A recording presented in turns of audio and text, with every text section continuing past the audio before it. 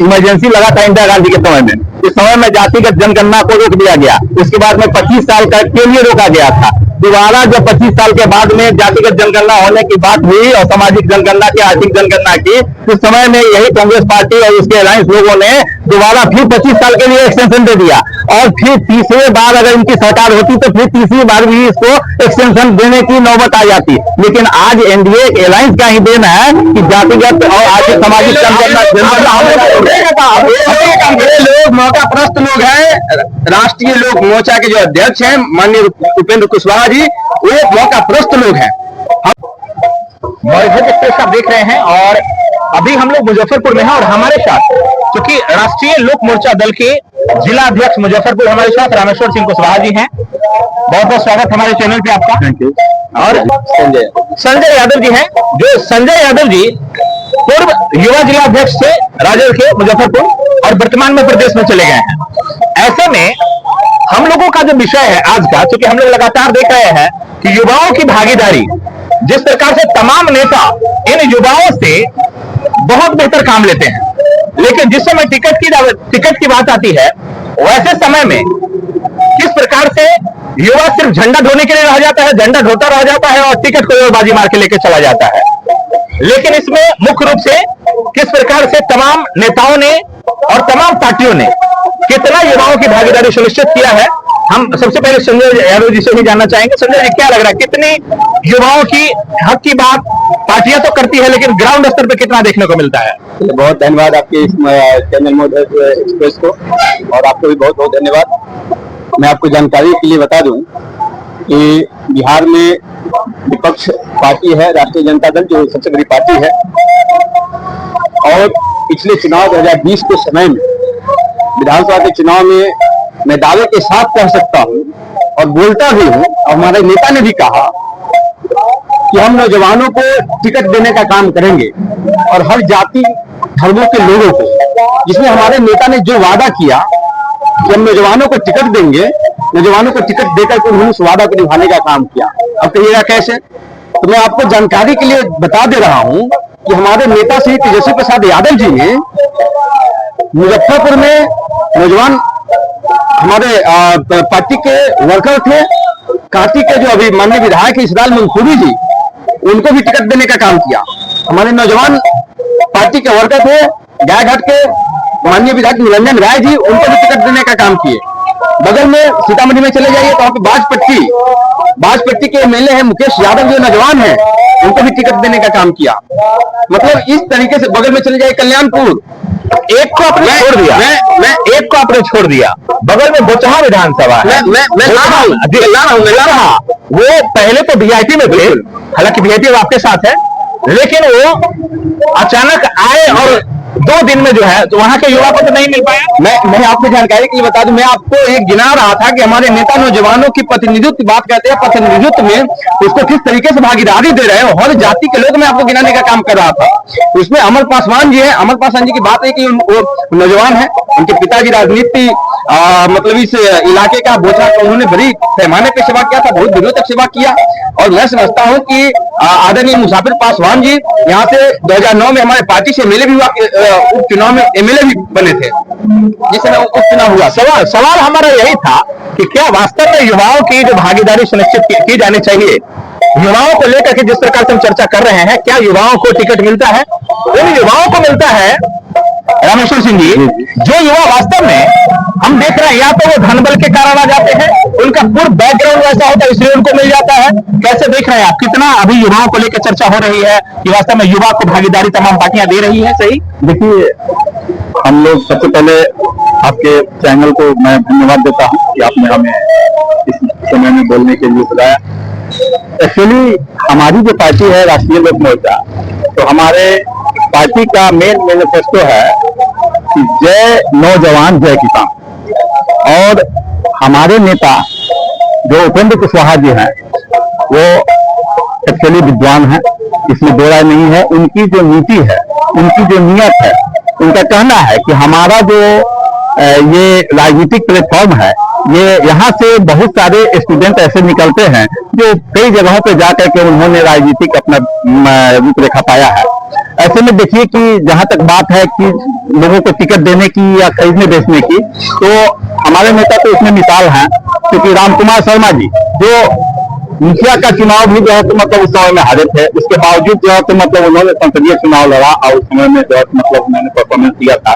उसके बाद में आज तक, क्योंकि बहुत सारे नेता ऐसे हैं जो कि सड़क से संसद तक की यात्रा कहते हैं, लेकिन माननीय उपेंद्र कुशवाहा जी संसद से सड़क की यात्रा कहते हैं। हमेशा उन्होंने, यदि वो दलितों, पिछड़े, अति पिछड़े और नौजवानों के लिए संघर्ष करते आया है और आज भी वो संघर्षरत है।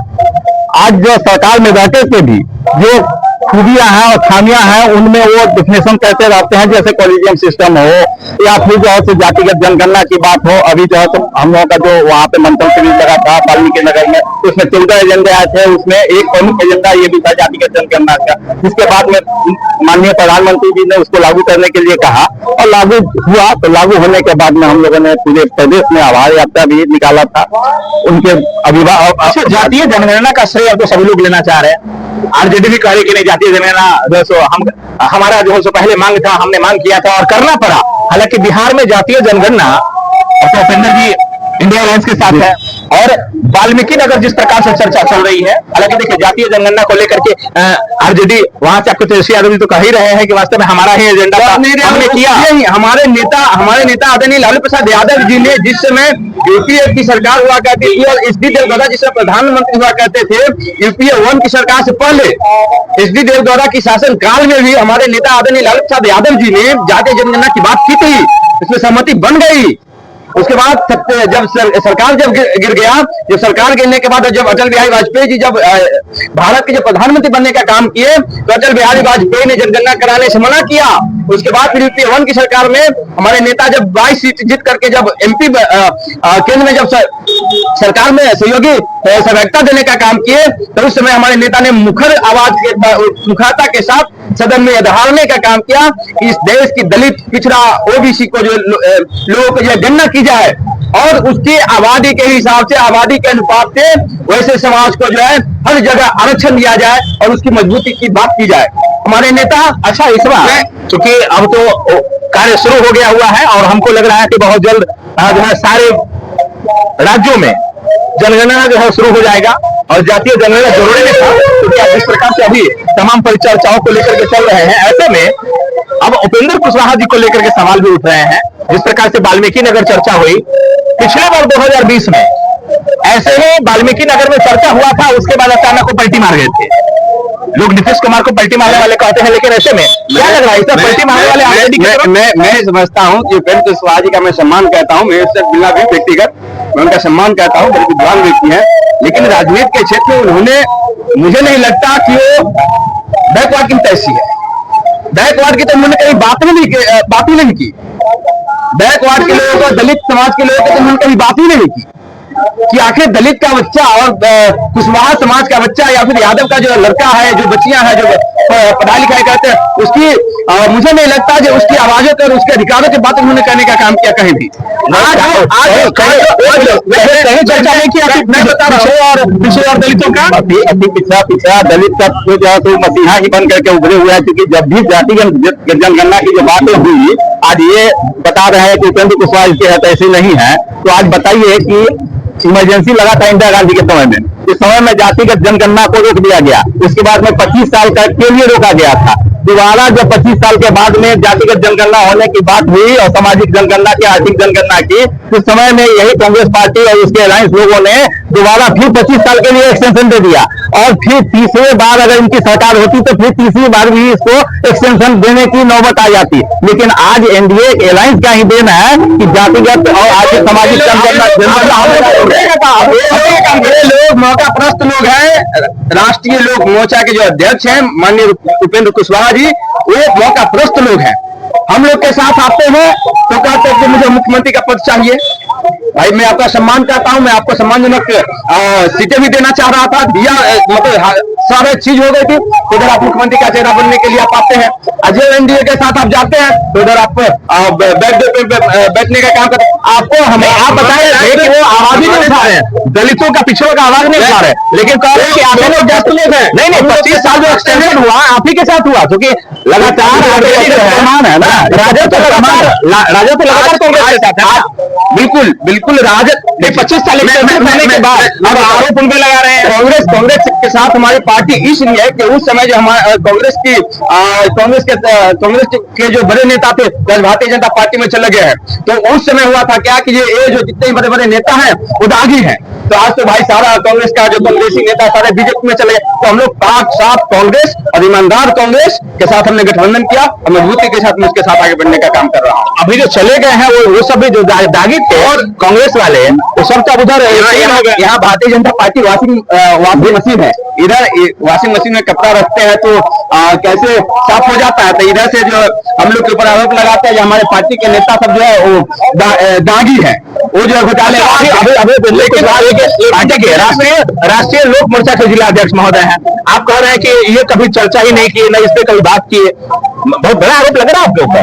आपने तो देखा ना, हम लोगों का 14 सीटें मांग जो था वो सार्वजनिक हुआ था, और नंबर 2 में कि सबसे पहले ये राजद वाले लोग जो कहते हैं कि हम गरीबों के हितैषी हैं, तो सबसे पहले बतावे कि जेपी आंदोलन जो हुआ था वो कांग्रेस के अगेंस्ट में हुआ था। इसी कांग्रेस के शासन में जेपी आंदोलन हुआ जिसके ऊपर ये लोग थे, और ये लोग उन्हीं के वोट में जाकर चले गए। इनकी क्या नीति है, क्या नियत है, ये बता। बहुत बड़ा आरोप।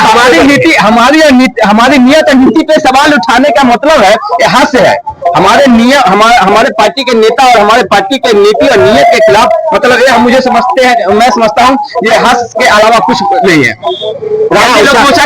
आपके पार्टी ने उस समय कांग्रेस के खिलाफ ही तो सारा एजेंडा हुआ, बिल्कुल पूरा कांग्रेस के खिलाफ हुआ था। पूरे देश में समाजवादी आंदोलन हुई थी उस समय, और सामाजिक न्याय के उत्थान की बात हुई थी कांग्रेस के खिलाफ। मैं बार बार कहता हूँ कि उस समय की कांग्रेस अलग था और आज का कांग्रेस बहुत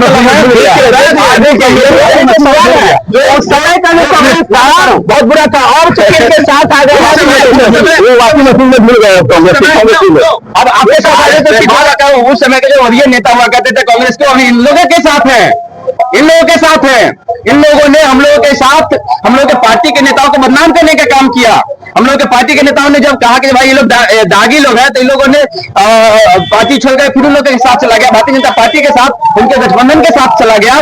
तो क्या वो पक्ष हो गए क्या वहां पे जो नेता थे 2020 में जिस प्रकार से उपेंद्र कुशवाहा जी बिल्कुल एकदम अलग थलग होकर के डायरेक्ट चुनाव लड़ना शुरू किए, हालांकि जो उनको 5 सीट जीते वो भी उनके पास नहीं रहा, लेकिन ऐसे अब फिर मामला वैसा ही बन रहा है। इस बार बैठक हुआ है वाल्मीकि नगर में हुआ है, कैसे देख रहे हैं आप उसको? आपके झोली में आ सकते हैं इधर?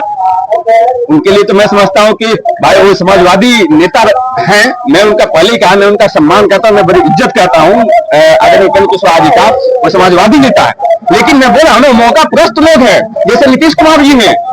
जिस तरीके से नीतीश कुमार जी कभी एनडीए के साथ, कभी आरजेडी के गठबंधन के साथ, कभी एनडीए के साथ, कभी आरजेडी के गठबंधन के साथ आने जाने का काम करते हैं।